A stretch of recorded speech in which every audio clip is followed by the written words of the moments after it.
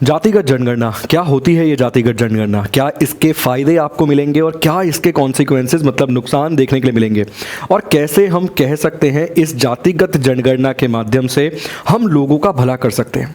इस धारावाहिक मतलब इस वायरल वार्ता के एपिसोड में हम बात करेंगे जातिगत जनगणना के बारे में।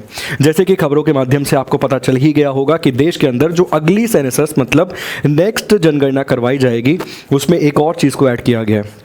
वो क्या होगा?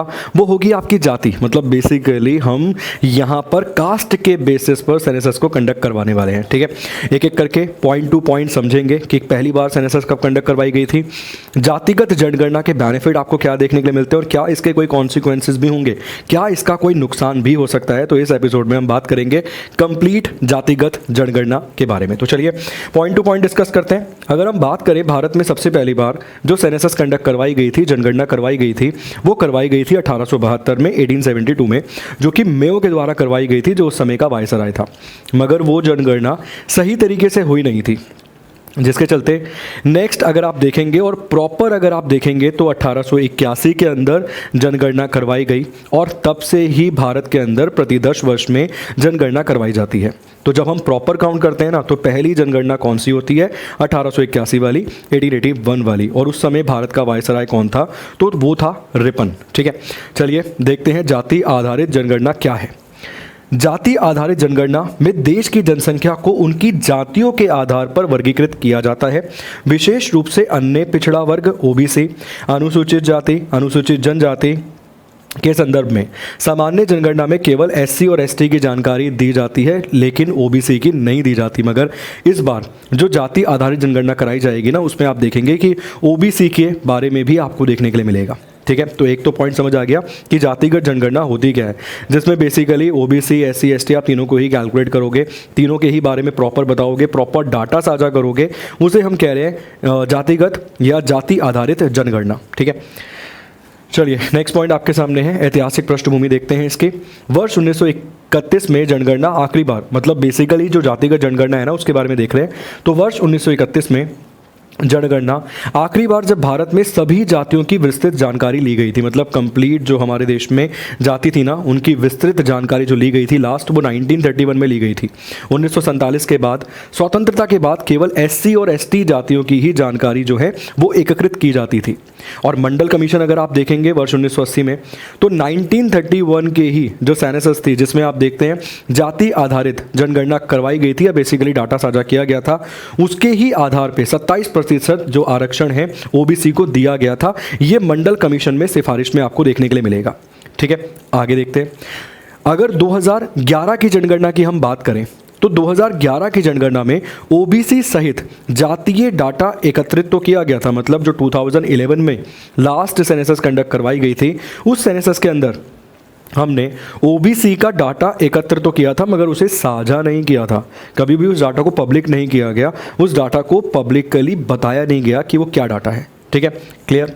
तो जाति आधारित जनगणना में क्या होता है, क्या क्या होता है, अब तक की ऐतिहासिक पृष्ठभूमि क्या रही है, 1931 से लेकर 2011 तक जो 3 मुख्य पॉइंट थे उनके बारे में यहाँ पर मैंने आपके साथ डिस्कशन किया है।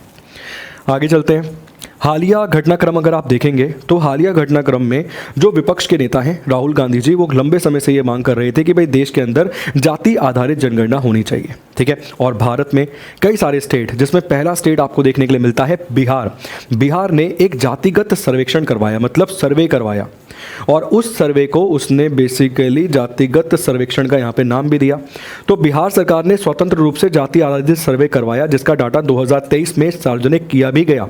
इसके अनुसार ओबीसी और ईबीसी की आबादी 60% से अधिक यहाँ पर निकल कर आई है। इसके अलावा कुछ और भी आपको स्टेट मिलते हैं, जैसे तेलंगाना का उदाहरण अगर आप देखेंगे तो विपक्ष के नेता राहुल गांधी जी ने भी रिसेंटली एक प्रेस कॉन्फ्रेंस में दिया है कि आप बेसिकली हमसे मॉडल भी सीख सकते हो कि किस बेसिस पर जातिगत जनगणना जो है वो ठीक से कंडक्ट करवाई जाती है। मगर आप जानते हैं कि भारत सरकार अपनी एक बेसिकली कमेटी बनाएगी और प्रॉपर जो भी चीज़ें हैं जातिगत जनगणना से संबंधित उसे करवाया जाएगा। मगर फिर भी विपक्ष के नेता होने के नाते हमें उनका जिक्र भी करना चाहिए। ठीक है ना, चलिए आगे चलते हैं। आगे अगर हम देखें तो जातिगत जनगणना के पक्ष में जो तर्क दिए गए हैं वो क्या क्या हैं। तो पक्ष में तर्क यहाँ पे दिए गए हैं कि इससे सटीक जो आंकड़ा है ना वो निकल के आ जाता है, जिससे जो भी योजनाएं चलाई जाएंगी, जो भी आप देखते हैं सरकारी योजनाएं चलाई जाती हैं, चाहे वो स्टेट बेस योजना हो चाहे वो सेंट्रल गवर्नमेंट की योजना हो, तो इस जातिगत जनगणना से हमें ये पता चलता है कि भाई किस कम्युनिटी मतलब किस जाति से संबंधित बेसिकली कहाँ पर कितने लोग हैं, ताकि हम जो भी योजना चलाएं उन योजनाओं का लाभ उन लोगों को सही तरीके से मिल पाए। ठीक है, तो योजना के लिए ज़रूरी डाटा यहाँ से मिल जाएगा। सामाजिक न्याय, संसाधनों का न्यायपूर्ण वितरण यहाँ पर आप देखेंगे, मतलब जब पता चलेगा कि भाई कहाँ से किस जाति के कितने लोग हैं, तो हम संसाधनों का न्यायपूर्ण वितरण संभव यहाँ पर हो पाएगा। इसके बाद नीति निर्धारण, आरक्षण और कल्याण योजनाओं जनसंख्या के आधार पे समायोजित किया जा सकेगा। तो ये 3 बेनिफिट यहाँ पर आपको बेसिकली पक्ष में तर्क जो आपको देखने के लिए मिलते हैं, वो 3 तर्क यहाँ पर इस प्रकार से आपको देखने के लिए मिलेंगे। ठीक है, इसके अलावा अगर हम बात करें सर, कुछ विरुद्ध भी इसके तर्क मिलते हैं, मतलब इसके अगेंस्ट भी कुछ पॉइंट्स आपको देखने के लिए मिलते हैं। जातीय विभाजन हो जाता है। अब मान लीजिए एक पर्टिकुलर, मैं किसी भी एक स्टेट का एग्जांपल नहीं दे रहा हूँ, बट आप मणिपुर में उसको इमेजिन करके देख लेना। ठीक है ना, मैं उदाहरण नहीं दे रहा हूँ किसी भी स्टेट का, बट फिर भी आप मणिपुर के बेसिस पर एक कल्पना, एक इमेजिनेशन करके देख लेना। वहाँ पर 2 प्रकार के अलग अलग समूह देखने के लिए मिलते हैं और आप देख रहे हैं कि वहाँ पर क्या परिस्थिति है। अब मान लीजिए ऐसा ही हमने डाटा यहाँ पर एक तरीके से पब्लिश कर दिया और हमने बोल दिया वो फलाना स्टेट में 70% तो उस जाति के लोग रह रहे हैं, तो उससे क्या होगा, एक तो उनका अपर हेड हो जाएगा, वो मानेंगे भैया हम ही यहाँ पे सर्वोसर्वा हैं, हमारी ही हिसाब से गवर्नमेंट भी बनेगी। क्योंकि आप समझ सकते हैं, जैसे मान लीजिए अगर किसी एक स्टेट में 70% पॉपुलेशन उस एक पर्टिकुलर जाति की है, तो वो क्या मानेंगे कि सरकार बदल भी हम सकते हैं, बिठा भी हम सकते हैं, सरकार भी उनके पक्ष में ही चलेगी। तो कहीं ना कहीं ये जातीय विभाजन आपको देखने के लिए मिलेगा।